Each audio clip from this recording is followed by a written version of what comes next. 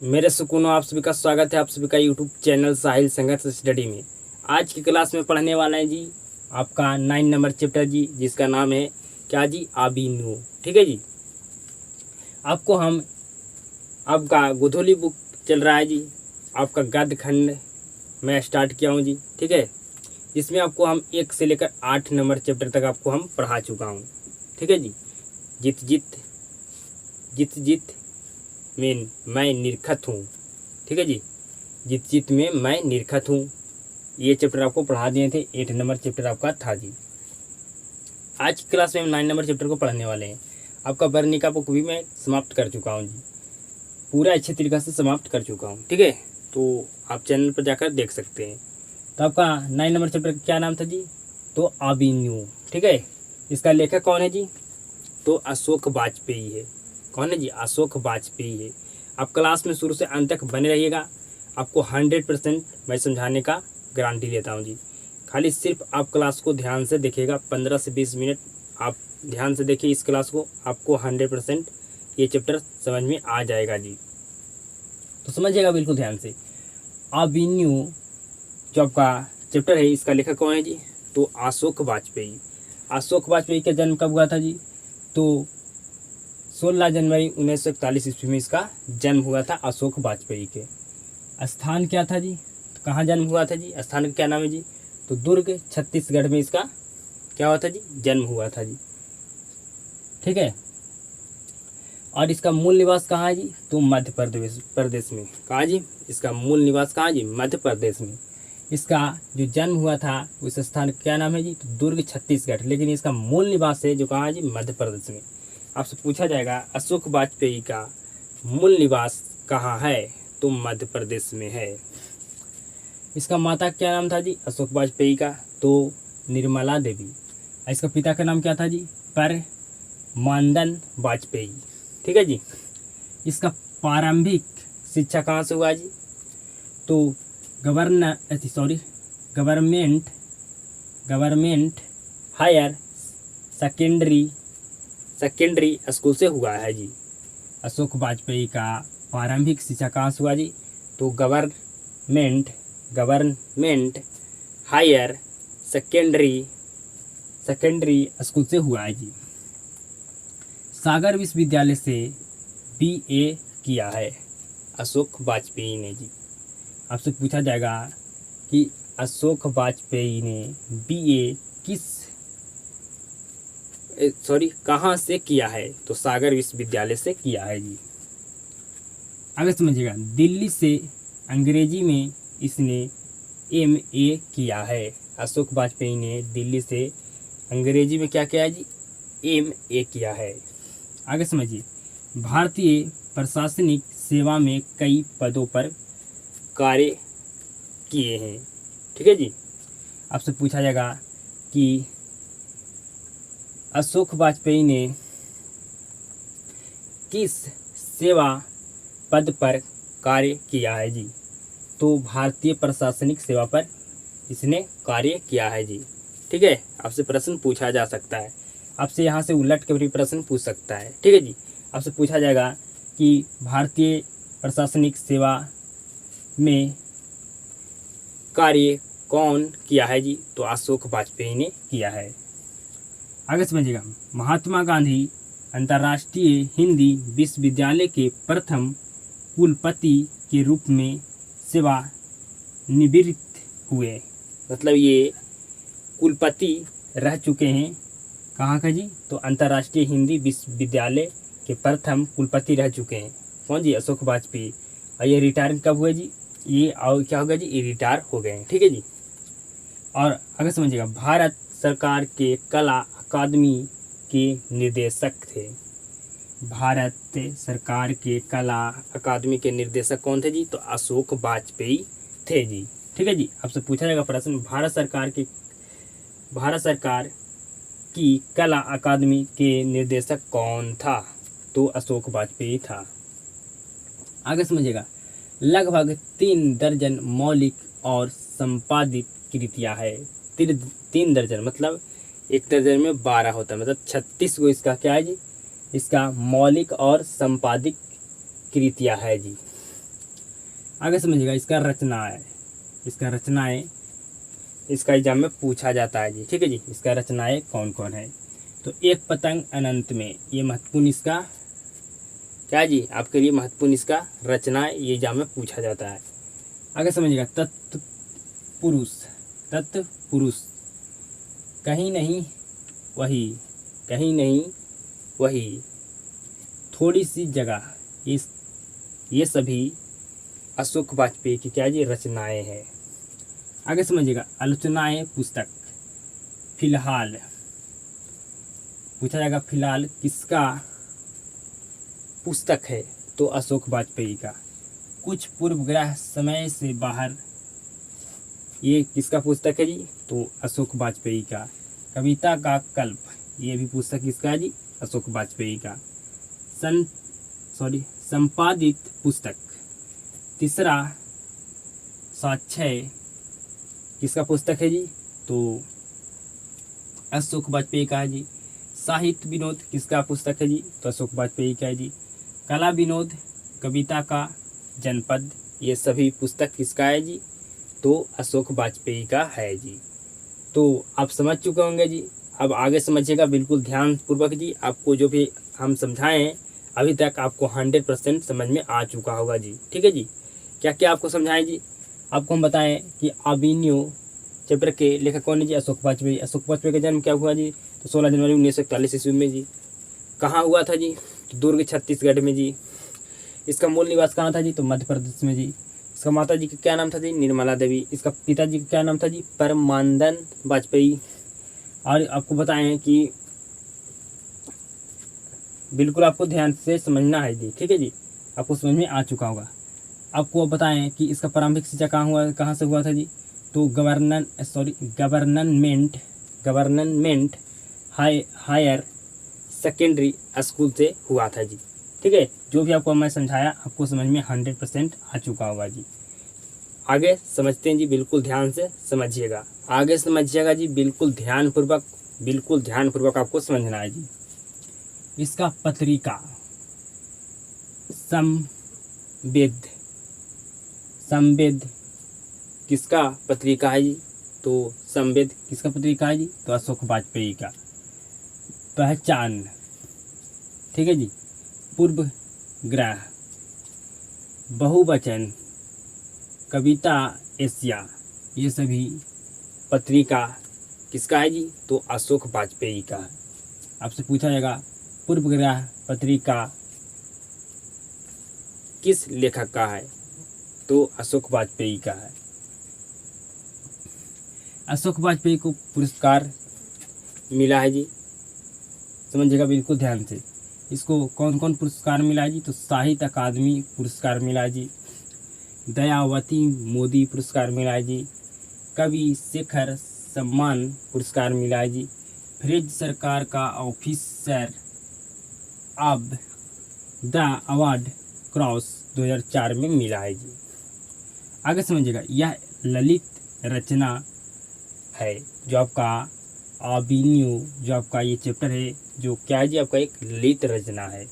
ठीक है जी, अभिनव नामक गद्य एवं कविता के सृजनात्मक संग्रह से लिया गया है। आपसे पूछा जाएगा कि किस नामक गद्य से लिया गया है, तो अभिनव नामक गद्य से लिया गया है जी, आपका ये अभिनव चैप्टर जी। ठीक है जी, आपका अभिनव चैप्टर है क्या जी, आपका ललित निबंध है जी। ठीक है जी, तो ये आपका सारा हो गया ऑब्जेक्टिव के बारे में जी। ठीक है जी, यहाँ से आपका ऑब्जेक्टिव प्रश्न आपका जो जी बनता था उसको मैं आपको समझा दिया जी। ठीक है जी, सबसे पहले मैं आपको समझाया लेखक के बारे में। ठीक है, तो लेखक परिचय आपको करा दिए जी। उसके बाद अब हम ललित निबंध, ये आपका चैप्टर है जी, तो अब पूरे अच्छे तरीके से हम ललित निबंध नहीं है जी, ललित क्या जी रचना है, तो ललित रचना के बारे में बिल्कुल अच्छे तरीक़ा से मैं आपको समझाऊंगा। आप मेन बात को समझने वाले हैं जी, मुख्य बात को समझने वाले हैं, तो बिल्कुल गौर से समझिएगा जी। मेरे सुकून ध्यान पूर्वक समझिएगा, बिल्कुल आपको समझ में आएगा जी। बिल्कुल एक एक बात को गौर से सुनिएगा जी। तो ये आपका क्या है जी, अभिनव है। क्या जी, अभिनव है, जो आपका ये क्या जी, एक आपका ये पुराना स्थान है, जहाँ पर आपका बिल्डिंग है, ठीक है जी, आपका खंडर है, ठीक है। आपका अविन्यू शहर कहाँ है जी? तो आपका दक्षिण फ्रांस में। कहाँ है जी? दक्षिण फ्रांस में है। आपसे पूछा जाएगा प्रश्न कि अविन्यू कहाँ है? तो दक्षिण फ्रांस में है। का मध्ययुगीन ईसाई मठ, आपसे पूछा जाएगा ईसाई मठ का धर्म कहाँ है? तो अविन्यू में है जी, ठीक है, अविन्यू में है जी। बिल्कुल ध्यानपूर्वक समझिएगा जी। तो समझिएगा, ये आपका अविन्यू जो आपका शहर है कहाँ जी? आपका दक्षिण फ्रांस में। तो आप कहिएगा कि लेखक तो भारत का है, तो फ्रांस के क्या करने गए थे? तो जो लेखक थे अशोक वाजपेयी, ये फ्रांस घूरने गए थे जी। इसको बुलाया था कौन जी? बिल्कुल ध्यान से समझिएगा। इसको बुलाया था पीटर ब्रूक का विवाद प्रस्त महाभारत प्रस्तुत होने वाला था। मतलब यहाँ पर महाभारत देखने के लिए फ्रांस गए थे जी अशोक वाजपेयी, ठीक है जी, देखने के लिए गए थे जी। पीटर ब्रूक का विवाद प्रस्त महाभारत प्रस्तुत होने वाला था, जो अशोक वाजपेयी देखने गए थे जी फ्रांस। आपसे पूछा जाएगा कि अशोक वाजपेयी पीटर ब्रूक का विवाद प्रस्त महाभारत प्रस्तुत होने वाला था, मतलब चलने वाला था जी, जिसको देखने कौन गया था जी? तो अशोक वाजपेयी देखने गया था। आपसे पूछा जाएगा पीटर ब्रूक का विवाद प्रस्त महाभारत प्रस्तुत होने वाला था, मतलब चलने वाला था, तो देखने कौन गया था जी? तो गया था कौन जी? तो अशोक वाजपेयी को वहाँ घूरने के लिए गया था जी, उसको बुलाया गया था। आगे समझिएगा। और जब लेखक अविन्यू गए जी, ठीक है, अविन्यू गए थे जी, तो वहाँ 29 दिनों तक रहे थे। कितना दिन तक रहे थे जी? 29 दिनों तक रहे थे जी, ठीक है, 29 दिनों तक रहे थे। और प्रतिदिन गद्य और कविता लिखते थे। ये लेखक है तो क्या करेगा जी? कविता लिखेगा या गद्य लिखेगा जी? तो लिखते थे जी। कब गए थे जी? तो 24 अक्टूबर से लेकर 10 नवंबर तक वहाँ रहे थे जी। 1994 ईस्वी में गए थे। 24 अक्टूबर 1994 ईस्वी को गए थे और 10 नवंबर 1994 ईस्वी तक वहाँ रहे थे जी, ठीक है। साथ में उसने, जो लेखक आपका है अशोक वाजपेयी, क्या क्या लेकर गया था जी? तो हिंदी का टाइपराइटर लेकर गया था जी, जो हिंदी को टाइप करने के लिए, ठीक है। और 3-4 पुस्तक लेकर गए थे जी, और संगीत के टेप ले गए थे जी, ठीक है जी। और समझिएगा, यह ललित रचना दिखाता है कि रचनाएं कैसे रूप आकार ग्रहण करती है। बिल्कुल ध्यान से समझिएगा जी। कोई चीज़ हमारा दिमाग में आता है, ठीक है जी, कहाँ कहाँ से हमारे दिमाग में आता है उसको हम लिखते हैं, ठीक है जी, उसको लिखते हैं जी। तो यह ललित रचना दिखाता है कि रचनाएं कैसे रूप और आकार ग्रहण करती है। मतलब हमारे दिमाग में कहाँ से आता है और हम उसको लिखते हैं जी, ठीक है। आगे समझिएगा। 10 वर्ष पहले अविन्यू गया था। लेखक कितने वर्ष पहले अविन्यू गए थे जी? बताइए जी। तो 10 वर्ष पहले जी। दक्षिण फ्रांस में रोन नदी के किनारे क्या है जी? तो आपका अविन्यू है जी, ठीक है। आपसे पूछा जाएगा कि दक्षिण फ्रांस में रोन नदी के किनारे क्या है जी? तो अविन्यू है, ठीक है। आपसे ये भी पूछा जा सकता है कि दक्षिण फ्रांस अविन्यू किस नदी के किनारे है जी? तो रोन नदी के किनारे है जी। आगे समझिएगा। अविन्यू कभी पोप की राजधानी थी। अविन्यू कभी किसकी राजधानी थी जी? तो पोप की राजधानी थी। अब फ्रांस यूरोप का एक अत्यंत लोकप्रिय रंग समारोह होता है जी। कहाँ जी? तो होता है अविन्यू में। कहाँ होता है जी? अविन्यू में होता है। आपसे पूछा जाएगा कि फ्रांस और यूरोप का एक अत्यंत लोकप्रिय रंग समारोह कहाँ होता है जी? तो अविन्यू में होता है जी। आगे समझिएगा। रोन नदी के दूसरे ओर क्या है जी? बिल नभ है, ठीक है जी। नदी के समझिएगा, रोन नदी के किनारे रोन नदी के किनारे दो किनारा होता है जी, ठीक है जी। तो पहले किनारे के ओर आपका क्या है जी, अभिनव, और दूसरे और क्या है जी, नदी के किनारे जी, तो आपका बिल नब है, ठीक है। और अभिन्यू का नया गांव या बस्ती कहाँ है जी, तो बिल नब में है। कहाँ है जी, बिल नब में है। आपसे पूछा जाएगा कि अभिन्यू का नया गांव या बस्ती कहाँ है जी, तो बिल नब में है। कहाँ जी, बिल नब में है। मतलब एक और आपका क्या है जी, अभिन्यू है, और दूसरा और आपका क्या है जी, बिल नब है।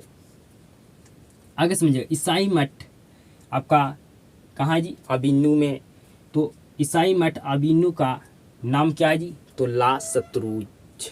क्या है जी, ला सतरुज नाम है। ईसाई मठ का अभिन्यू का नाम क्या है जी, ला सतरुज। बिल नब में पुस्तकों पत्रिकाओं दुकान थी। बिल नब में पुस्तकों और पत्रिकाओं का क्या था जी, दुकान थी। आगे समझिए, अभिन्यू फ्रांस का एक कला केंद्र रहा है। अभिन्यू फ्रांस का एक क्या रहा जी, कला केंद्र रहा है। पिकासो की कृति का नाम क्या है जी, तो ला मादा मोजेल द अभिन्यू, ठीक है जी। आपसे पूछा जाएगा पिकासो की कृति का नाम क्या है जी, तो ला मादा मोजेल द अभिन्यू, ठीक है जी। और जब लेखक 19 दिनों तक रहे थे जी अभिन्यू में, ठीक है, तो उसने 35 कविता और 27 गद्य लिखे थे जी, ठीक है जी। 27 गद्य लिखे थे जी। 100% आपको समझ में आ गया होगा जी। जितना भी आपको मैं समझाया हूँ बिल्कुल आपको समझ में आ चुका होगा। थोड़ा और बचा हुआ है जी, उसको भी समझ लेते हैं, तो आपका ये चैप्टर आपको समाप्त हो जाएगा और आपसे एक भी प्रश्न नहीं छूटेगा जी, ना ऑब्जेक्टिव ना सब्जेक्टिव। आपको पूरा चीज़ मैं समझा दिया, ठीक है जी। ये छूट गया था कि जब आपका लेखक अभिन्यू गए थे तो 35 कविता लिखा था जी और 27 गद्य लिखे थे, ठीक है जी। ये छूट गया था, तो ये आपको हम बता दिए कि 35 कविता लेखक लिखे थे जब गए थे अभिन्यू। 19 दिन तक जब रहे थे तो 35 कविताएं हैं और 27 गद्य लिखे थे। तो हम आगे आप समझते हैं, बिल्कुल ध्यानपूर्वक आगे के भी आप समझ लीजिएगा जी। जितना भी आगे आपको समझाने वाले हैं तब आपका चैप्टर हो जाएगा समाप्त। समझिएगा जी बिल्कुल ध्यानपूर्वक, आपको 100% समझ में आएगा जी। ये समझ लीजिए आपका ये चैप्टर समाप्त हो जाएगा जी, बिल्कुल ध्यान से समझिएगा। लेखक रोन नदी के तट पर बैठे थे। लेखक गए थे रोन नदी पर, तो लेखक बिना रोन नदी के तट पर बैठे हुए तो आ नहीं सकते हैं जी, ठीक है जी। तो लेखक कौन सा नदी पर बैठे हुए हैं जी, तो रोन नदी पर बैठे हुए हैं, ठीक है। लेखक को लगता है कि जल स्थिर है और तट ही क्या हो रहा है जी, बह रहा है। लेखक को ऐसा लगता है कि जल है जो क्या जी, स्थिर है और तट ही बह रहा है, ठीक है जी। अगर आप बिल्कुल शांतिपूर्वक अपना दिमाग को करके अगर नदी के किनारे, नदी के तट पर बैठते हैं तो आपको ऐसा महसूस होगा कि हम किसी दूसरे दुनिया में खो चुके हैं, ठीक है जी। आगे समझिएगा, नदी के तट पर बैठना भी नदी के साथ बहना। नदी के तट पर बैठना ही नदी के साथ क्या हो जाना जी, बहना।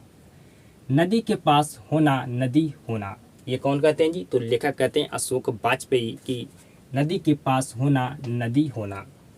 आगे समझिएगा, विनोद कुमार शुक्ल की कविता, विनोद कुमार शुक्ल की कविता याद आता है किसको जी, लेखक को अशोक वाजपेयी को। जब नदी के तट पर बैठे हुए थे तो किसका कविता याद आता है जी, तो विनोद कुमार शुक्ल का। कौन सा कविता जी, तो नदी चेहरे लोगों के, ठीक है जी। आपसे पूछा जाएगा कि नदी चेहरे लोगों कविता किसका रचना है जी, तो विनोद कुमार शुक्ल का। ये नहीं आप मार दीजिएगा अशोक वाजपेयी का। आगे समझिएगा, नदी किसी को अनदेखा नहीं करती। आपसे पूछा जाएगा कि कौन किसी को अनदेखा नहीं करती जी, तो नदी नहीं करती। नदी में अगर आप जाइएगा तो आप भी भींजिएगा, हम जाएंगे तो हम भी भींजेंगे जी। आगे समझिएगा, नदी की समानता कविता से करते हैं। लेखक है जो नदी का समानता किससे किया है जी, तो कविता से किया है। आपसे पूछा जाएगा कि लेखक ने नदी की समानता किससे की है, तो कविता से करते हैं, कविता से किया है। न जाने नदी में जल कहाँ से आकर मिलते हैं और न जाने कविता में शब्द कहाँ से आकर मिलते हैं। आप समझिए बिल्कुल ध्यान से। आप नदी को देखते देखते खो जाते हैं और कविता को सुनते सुनते खो जाते हैं जी। आगे समझिएगा, नदी में जल की कमी नहीं होती और कविता में शब्द की कमी नहीं होती। जिस तरह से आप नदी में जल की कमी नहीं होती, उसी तरह से कविता में शब्द की कभी कमी नहीं होती। लेखक ने नदी और कविता में इतना समानता बताया है जी कि कैसे तुम नदी हो जैसे तुम कविता हो, कैसे तुम नदी हो जैसे तुम कविता हो। तो आपको समझ में आ चुका होगा जी, बिल्कुल 100%। आपको पूरा 100% समझ में आ चुका होगा, ये हम उम्मीद और विश्वास करते हैं जी। तो अगर क्लास में आपको 100% समझ में आता है तो इस क्लास को एक शेड्यूल करना जी। आप सभी को क्लास देखने के लिए धन्यवाद जी। और आपका 2 क्लास और दूंगा, जिसमें एक क्लास में आपको ऑब्जेक्टिव और सब्जेक्टिव कराऊंगा जी। आप ऑब्जेक्टिव और सब्जेक्टिव करिएगा, आपसे 100% ऑब्जेक्टिव सब्जेक्टिव एक भी प्रश्न आपसे नहीं छूटेगा, 100% बनेगा जी। तो आप सभी के साथ मुलाकात होता है जी नेक्स्ट क्लास में।